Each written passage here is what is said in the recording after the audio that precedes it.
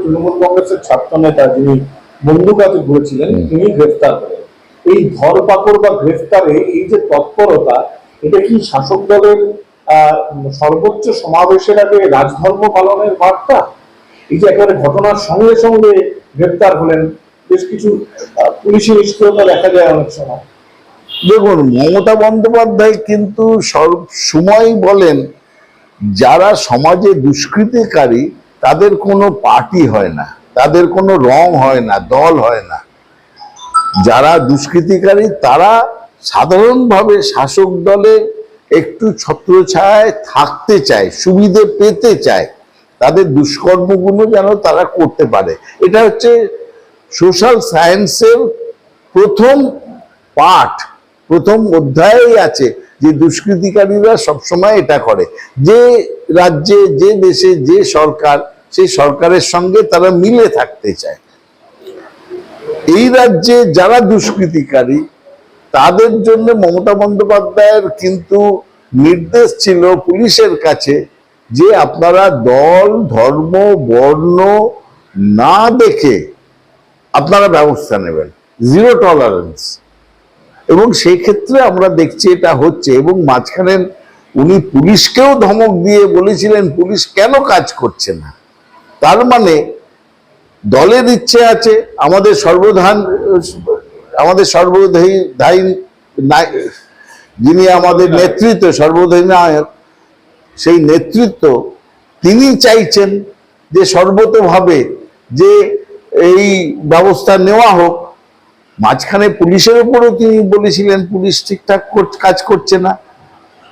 ব্যাপারটা হচ্ছে যে জিরো টলারেন্স, পুলিশকে বলা হচ্ছে পুলিশ এখন তারা দ্রুততার সঙ্গে ব্যবস্থা নিচ্ছে। 21শে জুলাই সর্বোচ্চ সমাবেশ, তার আগে শাসক দলের যাতে কোনো ভাবমূর্তিতে কালিমা না হয়, তাই কি পুলিশও এত তৎপর? এই একবারে ঘটনা ঘটার সঙ্গে সঙ্গে তৃণমূলের এই জামাল বা রাহুল গুপ্ত বা এই কৃষ্ণনগরের তৃণমূল, না আমার মনে হয় না।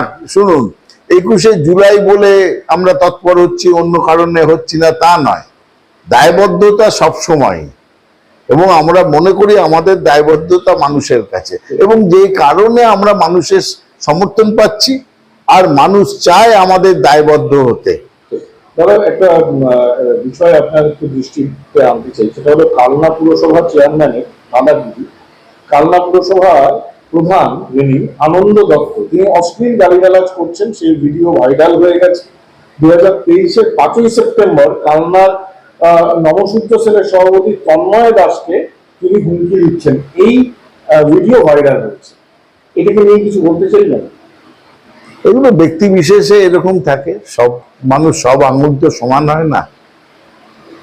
সুতরাং এরকম একটা বিশাল দলে এরকম কিছু কিছু ব্যক্তি থাকে যারা তাদের সাধারণ মানুষ হিসেবে যে ব্যবহার করা উচিত। একটা প্রথম তো আমাদের দায়িত্ব, দেখুন কোন পার্টি করি তার আগে হচ্ছে একটা ভালো মানুষ হওয়া, একটা উপযুক্ত মানুষ হয়ে ওঠার। যদি সেইখানেই খামতি থাকে কি বলবেন তাতে? আমি এইভাবেই আমি বিষয়টা দেখে, না বেরোচ্ছে। দেখুন এখন সোশ্যাল মিডিয়ার যুগ, প্রত্যেকে কে কি বার করছে, পুরোনোটা খুঁজে বার করলো এবং কিছু উদ্দেশ্য বার করলো। কিন্তু আমি পুরনো নতুনের প্রশ্নে যাচ্ছি না। আমার কথা হচ্ছে যদি এইরকম ঘটনা ঘটে থাকে তাহলে যিনি এটা করেছেন বা ঘটিয়েছেন তার জন্য সব থেকে বড় লজ্জাকর এইটা পরিস্থিতি যে একটা মানুষ হিসেবে এরকম কাজ করা উচিত নয়। আবারও কিন্তু দেখা যাচ্ছে যেটা রাজ্যে বেশ কিছুদিন ধরে দেখা যাচ্ছিল, মাঝখানে কয়েকদিন থামলো, আবার হচ্ছে যে চোর সন্দেহে গণপিটুনি। এবার পূর্ব বর্ধমানে শুক্রবার পূর্ব বর্ধমানের শক্তিগড় থানায় বাম এলাকায় এক যুবককে গাছে বেঁধে মারধর করে স্থানীয়রা। একই রকম উত্তর আসানসোলের হীরাপুরে ছেলে ধরা সন্দেহে নেশাখোর যুবককে গণপিটুনি। গণপিটুনি এটা তো একটা সামাজিক ব্যাধি। সামাজিক ব্যাধি হচ্ছে গণপিটুনি। যে মানুষটা সাধারণভাবে দেখলে আপনি বিশ্বাস করবেন না সে একজন হিংসাশ্রয়ী মানুষ হয়ে উঠতে পারে, সে হঠাৎ দলে পড়ে একজন লোককে দেখলো না সে অপরাধী কি নিরপরাধী, সে তাকে মারতে শুরু করলো একটা হিংসার সুখের উল্লাসে, একটা অদ্ভুত রকম। সেই জিনিসটা একটা সামাজিক ব্যাধি এটা দূর করা প্রয়োজন। এবার প্রশ্ন আসছে, এর মধ্যে রাজনীতি খুঁজতে যাওয়া বৃথা, কারণ সাধারণ মানুষ হঠাৎ একজনের উপর চড়াও হচ্ছে এবং যার প্রতিরোধ ক্ষমতা নেই, সুতরাং আমি নিশ্চিন্ত মনে আমি মারধর করছি, হাতে সুখ করছি, মানসিক একটা আহ্লাদ বোধ করছি, এরকম একটা ঘটনা।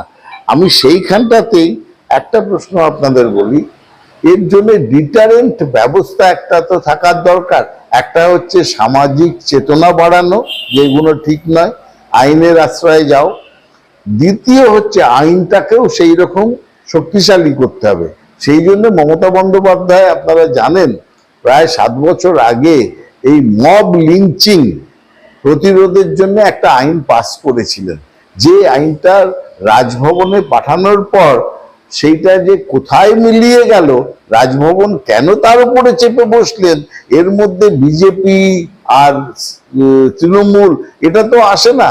মব লিঞ্চিং সেটা আটকাতে হবে, সেইটা কেন, এই আইন কেন আবার আটকাবার চেষ্টা করলেন রাজভবন, বিজেপির পাঠানো গভর্নররা, এটা একটা অদ্ভুত ধোঁয়াশা।